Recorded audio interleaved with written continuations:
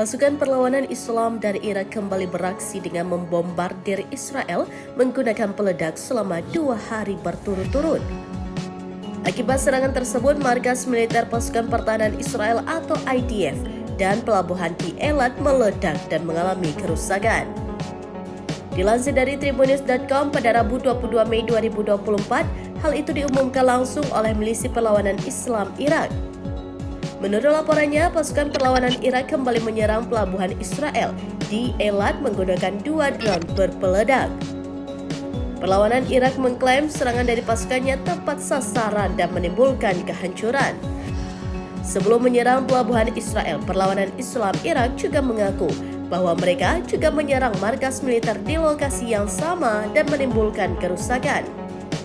Meski demikian, perlawanan Irak mengancam akan terus menyerang posisi Zionis. Hal itu dilakukan untuk mendukung warga Palestina di Gaza yang diserang oleh Israel sejak Oktober 2023 silam, termasuk kekejaman Zionis terhadap anak-anak, wanita, dan orang tua.